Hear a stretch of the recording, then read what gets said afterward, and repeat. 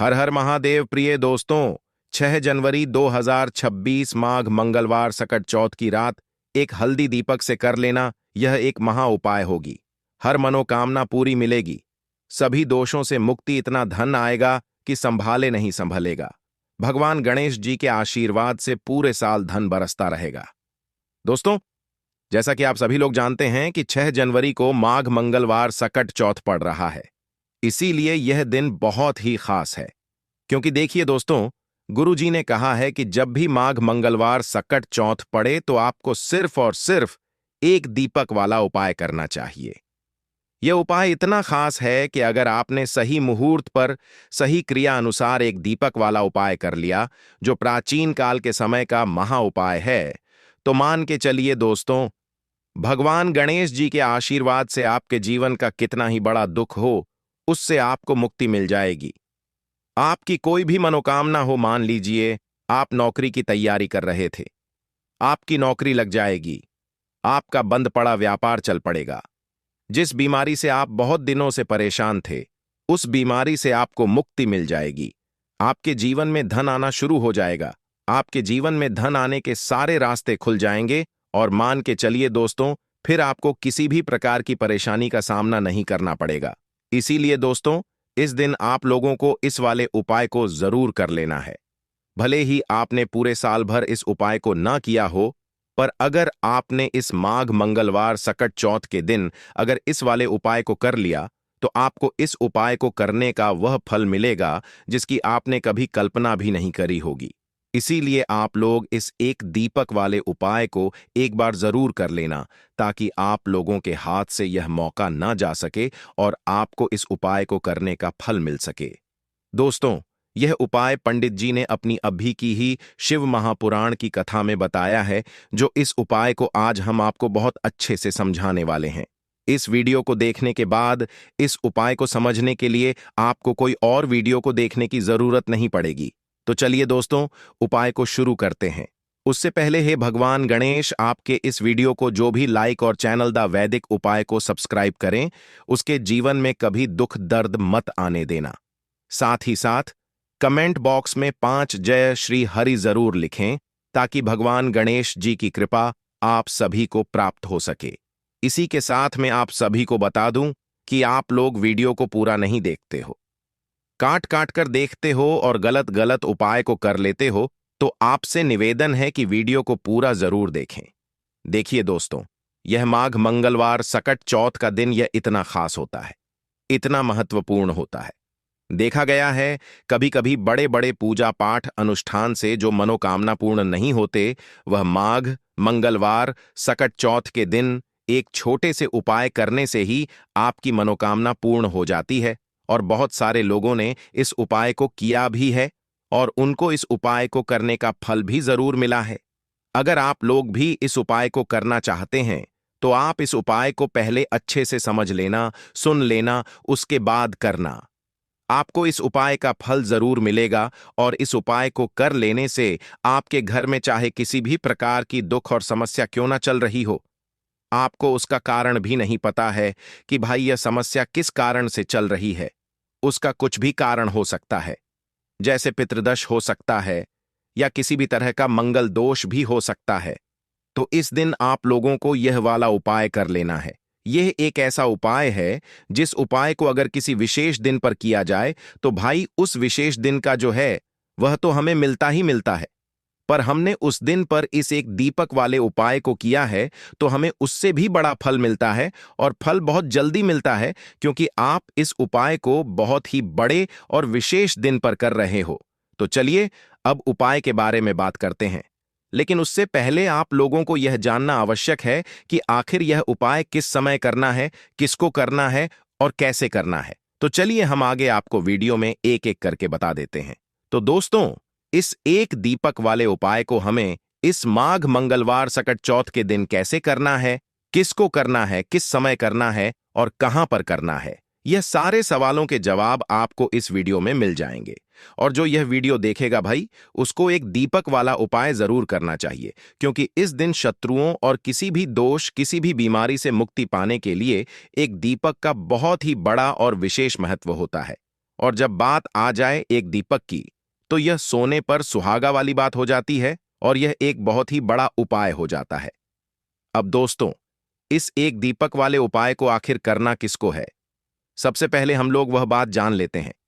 तो देखो, घर की जो बड़ी माताएं बहनें होती हैं, उन माताओं बहनों में से कोई भी एक बड़ी माता बहन इस वाले उपाय को कर सकती है। और दोस्तों, अगर आप चाहे तो अपने घर में से सभी सदस्यों को भी इस उपाय को करवा सकते हैं। अगर किसी व्यक्ति की खुद की कोई मनोकामना है, खुद की कोई दुख और परेशानी है जो कि वह अपने लिए ही करना चाहता है, इस वाले उपाय को तो वह खुद अपने लिए भी कर सकता है।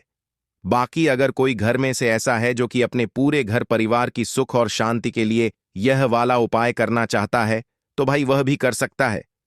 उसमें भी कोई दिक्कत वाली बात नहीं है। कहने का मतलब यह है कि इस उपाय को हर एक सदस्य भी कर सकता है और पूरे घर परिवार के सदस्य के लिए घर की बड़ी माताओं बहनों में से कोई एक माता बहन भी कर सकती है। माताएं बहनें अगर घर में उपस्थित ना हो या वह यह वाला उपाय ना कर पा रही हो, तो फिर घर का कोई बड़ा सदस्य भी इस एक दीपक वाले उपाय को कर सकता है। चाहे फिर वह पुरुष ही क्यों ना हो, उसमें कोई भी दिक्कत वाली बात नहीं है। अब दोस्तों, एक दीपक वाले उपाय को हमें करना कहां पर है? देखो, इस उपाय को हमें मंदिर में ही करना है। बहुत सारे लोग प्रश्न करते हैं, हर एक उपाय को करते समय क्या हम इस उपाय को घर पर या मंदिर में कर सकते हैं? देखो, तो इस वाले उपाय को आप मंदिर पर करोगे तो अच्छा रहेगा। घर में नहीं करना है इस वाले उपाय को। उसके बाद में दोस्तों, जो अगला प्रश्न निकल कर आता है वह यह आता है इस उपाय को लेकर कि आखिर इस उपाय को हमें किस समय करना है? सुबह के समय करना है कि शाम के समय करना है? तो देखो, इस वाले उपाय को आप लोग सुबह के समय भी कर सकते हो और शाम के समय प्रदोष काल में भी कर सकते हो। अब अगर आप पूछो कि भाई साहब, सबसे उत्तम समय कौन सा रहेगा इस एक दीपक वाले उपाय को करने का, तो हम आपसे बस यही कहेंगे कि इस उपाय को आप शाम के समय करेंगे तो ज्यादा बेहतर होगा, क्योंकि माघ मंगलवार सकट चौथ का दिन है और इस दिन प्रदोष काल के बहुत महत्व होता है। बाकी अगर सुबह के समय भी करेंगे तो भी अच्छा होगा, उसमें कोई भी दिक्कत वाली बात नहीं है। तो अब दोस्तों, जो अगली सबसे बड़ी और महत्वपूर्ण बात आती है वह यह आती है कि सुबह अगर हम उपाय को करेंगे तो हमें कितने बजे से लेकर कितने बजे तक के बीच में करना है, और शाम के समय प्रदोष काल में करेंगे तो हमें कितने बजे से लेकर कितने बजे के बीच में करना है। तो देखो, सुबह जितनी जल्दी हो सके आप उपाय को करने की कोशिश करना। बाकी अगर किसी कारणवश लेट भी हो जाओ, थोड़ी देर भी हो जाए तो देखो, सुबह जितनी जितनी जल्दी हो सके कि आप उपाय को करने की कोशिश करना। बाकी अगर किसी कारणवश लेट भी हो जाओ, थोड़ी देर भी हो जाए, तो 10 या 11 बजे तक भी आप उपाय कर लेना, पर 12 बजे से ज्यादा देरी ना हो। ठीक है, इस बात का ध्यान रखना। उसके बाद में दोस्तों, अगर शाम के समय प्रदोष काल की बात करें, प्रदोष काल का जो समय है होता है वह शाम के 6 बजे से शुरू हो जाता है। मतलब शाम के 6 बजे से लेकर 7 बजे के बीच का जो समय होता है, यह समय प्रदोष काल का समय होता है। इस उपाय को 7 या 8 बजे के बीच में भी कर सकते हो। मतलब शाम के 6 बजे से रात 8 बजे के बीच में आप कभी भी इस वाले उपाय को कर सकते हो, उसमें कोई भी दिक्कत वाली बात नहीं है। परंतु 6 जनवरी माघ मंगलवार सकट चौथ के दिन कोशिश करना कि समय के अंतर्गत ही कर लो।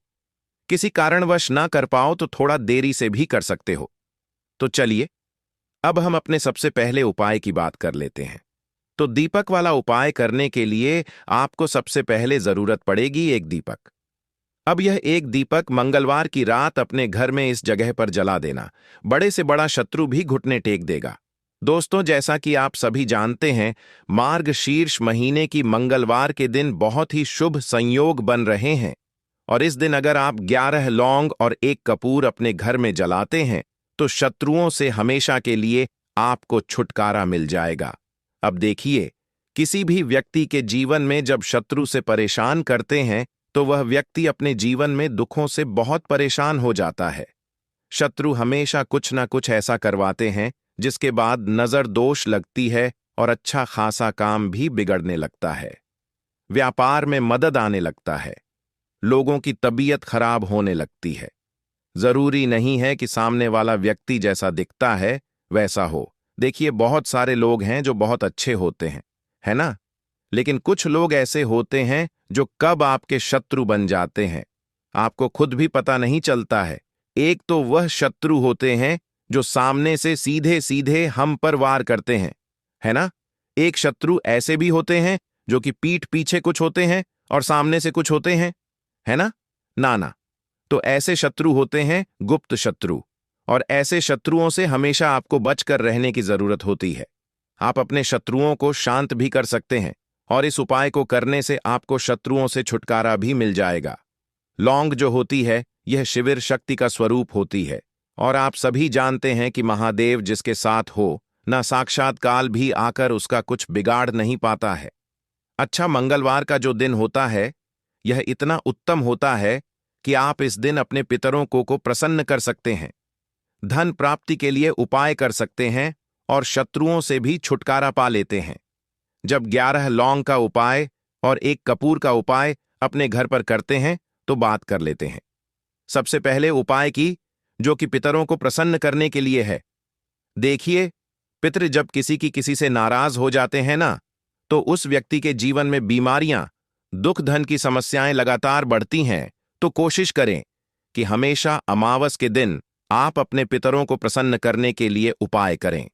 अच्छा, पितृदोष अगर घर में जरा सा भी होता है ना, तो सबसे ज्यादा कष्ट जो आता है वह बच्चों के जीवन पर आता है। बच्चों का मन पढ़ाई में नहीं लगता है, उन्हें आसानी से जीवन में सफलता नहीं मिलती है। बहुत सारे लोगों के यहां संतान को लेकर बहुत समस्याएं होती हैं कि संतान नहीं हो रही है ना। तो पितरों को प्रसन्न करने के लिए आपको इस दिन क्या करना है कि सूर्य भगवान को अर्घ देना है। तो थोड़ा सा तांबे का लोटा अगर हो तो तांबे के लोटे में जल भर लें, वरना किसी भी लोटे में आप जल लें। उसके अंदर आपको क्या करना है, थोड़े से अक्षत के दाने डालने हैं, थोड़े से चावल के दाने, थोड़ी सी किसरी डाल लें। अगर लाल फूल है तो लाल फूल डाल लें और सूर्य भगवान को अर्घ दें। अगर भी आप जल चढ़ा देते हैं, अर्घ दे देते हैं, तब भी आपके घर से पितृदोष दूर होता है। तो जब भी आप मंगलवार के दिन सूर्य भगवान को अर्घ देते हैं, इससे आपके पितृ प्रसन्न होते हैं। साथ ही साथ अगर आप कर सकते हैं तो पीपल का जो पेड़ होता है, इसमें भी हमारे पितरों का वास माना जाता है। तो आपको क्या करना है कि एक लोटे में या किसी भी बर्तन में आपको जल लेना है। उसमें थोड़े से आपको काले तिल के दाने 1 डाल डालने हैं, काला तिल डालना है। साथ ही साथ आपको क्या करना है, थोड़े से मिश्री के दाने डालने हैं। गुड़ भी आप यहां पर डाल सकते हैं। अब यह मीठा जल आपको पीपल के पेड़ में चढ़ाना है।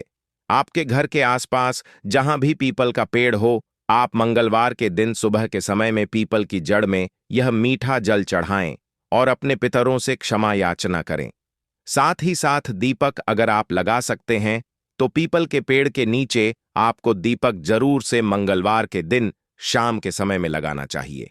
पितरी आपके हमेशा प्रसन्न रहेंगे और कभी भी पितृदोष की वजह से घर में कोई दुख और कष्ट नहीं आएगा। तो बहुत ही उत्तम सा यह उपाय है जो कि पितरों को प्रसन्न करने के लिए है, और जीवन के दुख कष्ट जो हैं वह बहुत जल्दी दूर होते हैं जब आप हमेशा अपने पितरों को प्रसन्न रखते हैं। तो चलिए अब बात कर लेते हैं 11 लौंग और 1 कपूर घर में किस जगह पर जलाना है, और इस उपाय को करने से कैसे आप अपने शत्रुओं से छुटकारा पा सकते हैं। शत्रु कभी आपको परेशान नहीं करेंगे। शत्रु चाहे कैसे भी हो, सामने से कोई व्यक्ति शत्रु है या गुप्त शत्रु है, हर प्रकार के शत्रु जो है यह शांत हो जाएंगे और चाहकर भी आपका कुछ बिगाड़ नहीं पाएंगे। तो देखिए, उपाय को करने के लिए आपको 11 साबुत लौंग लेनी है। एक भी लौंग खंडित ना हो, टूटी हुई ना हो। एक छोटा सा कपूर का टुकड़ा लेना है, जिसे कि कपूर की टिकिया भी बोलते हैं। एक कोई भी यहां पर मिट्टी का दीपक ले लें या पीतल का बर्तन ले लें। उसके अंदर 11 लौंग रखेंगे, 1 कपूर रखेंगे, थोड़ा सा देसी घी इसके ऊपर से आप डाल देंगे। अब यह आपको मंगलवार के दिन रात के समय में, ठीक है ना, जब सूर्य अस्त हो जाता है, उसके बाद किसी भी समय आपको अपने घर में जलाना है और इसका धुआं पूरे घर में अच्छे से दिखाना है। जितने भी कमरे हैं, जितने भी रूमर्स हैं, बरामदा, आंगन, ठीक है ना, बालकनी जो भी आपके घर में है, सभी जगह पर आपको इसका धुआं अच्छे से दिखाना है। और साथ ही साथ आपको महादेव का ध्यान जरूर करना है। देखिए, जब भी आप अपने घर में यह लौंग और कपूर मंगलवार के दिन जलाते हैं, सबसे पहले तो शत्रुओं से छुटकारा मिल जाता है। कोई भी शत्रु कुछ भी करता है वह आपके घर तक चीज नहीं पहुंचती है, आपका कुछ नहीं बिगड़ता है। दूसरी चीज कि जब भी लौंग और कपूर आप जलाएंगे, आपके घर पर कोई संकट नहीं आता है, आपके धन पर कोई संकट नहीं आता है, घर में कोई परेशानियां नहीं आती हैं और हमेशा आपके घर में सकारात्मक ऊर्जा बढ़ती है, पॉजिटिव एनर्जी बढ़ती है, जिसके बाद आपके घर में धन की देवी माता लक्ष्मी वास करती है। लौंग और कपूर जिस घर में कोई भी व्यक्ति जलाता है, विशेषकर मंगलवार के दिन, तो ऐसा समझ लीजिए इसके बहुत चमत्कार हैं, बहुत ज्यादा लाभ है। तो कोशिश कर कि मंगलवार के दिन रात के समय में किसी भी समय आप अपने घर में 11 लौंग और एक कपूर जरूर जलाएं। शत्रु जो हैं वह घुटने टेक देंगे और आपका कुछ नहीं बिगाड़ पाएंगे। साथ ही साथ धन की वर्षा भी घर में होगी और धन से जुड़ी जितनी भी समस्याएं आपके जीवन में आ रही हैं, बहुत तेजी के साथ आपके जीवन से दूर होती चली जाएंगी। तो चलिए अब बात कर लेते हैं अपने तीसरे उपाय की, और तीसरा उपाय है धन वर्षा के लिए और धन को बढ़ाने के लिए। बहुत सारे लोगों की यह समस्या होती है कि पैसा बढ़ता नहीं है। पैसा तो आता है घर में, लेकिन पैसा बढ़ता नहीं है। या कुछ लोग ऐसे भी हैं जो कहते हैं कि पैसा बढ़ेगा तो तब जब घर में पैसा आएगा। बिल्कुल से पैसा आना बंद हो रहा है, व्यापार दिन पर दिन खराब होता जा रहा है। नहीं समझ आ रहा किसी ने कुछ करा दिया है या फिर घर में कुछ ऐसा है, वास्तु दोष है, नजर दोष है, जिसकी वजह से घर में तरक्की लोगों की नहीं हो रही है। ठीक है ना? बिल्कुल। व्यापार धंधा सब बेकार होता चला जा रहा है। जो भी व्यापार कर रहे हैं उसमें लगातार घाटा हो रहा है। तो यह उपाय आप करिए मंगलवार के दिन और फिर इसका चमत्कार खुद देखिए। चाहे व्यापारी हैं, आप कोई बिजनेसमैन हैं, दुकान है, आपकी हर प्रकार के काम में लाभ ही लाभ मिलता है। जब इस उपाय को आप करते हैं, आपको क्या करना है? 2 फूल वाली लौंग लेनी है, 1 लाल फूल लेना है। गुलाब का फूल भी आप यहां पर ले सकते हैं। उसी गुलाब के फूल में यह 2 फूल वाली लौंग रख देनी है। 1 देसी घी का दीपक आपको जलाना है, लंबी बाती का। अब यह दोनों चीजें लेकर अपने घर के मंदिर में आपको बैठ जाना है। शाम के समय में, मंगलवार के दिन शाम के समय में, जब सूर्य अस्त हो जाता है, सूर्य छिप जाता है, अब आपको सबसे पहले देसी घी का दीपक जला देना है, माता लक्ष्मी के सामने और भगवान गणेश जी के सामने। ठीक है ना? 1 देसी घी का दीपक जला देंगे और जो लौंग और फूल आपने लिया है, यह अपने सीधे हाथ में आप रख लेंगे। अब आपको माता लक्ष्मी से अपने जीवन की समस्याओं को कहना है कि मेरा काम नहीं चलता है, मेरा व्यापार अच्छे से नहीं बढ़ता है, मेरा धन नहीं बढ़ रहा है, मेरे पैसे में बढ़ोतरी नहीं हो रही है।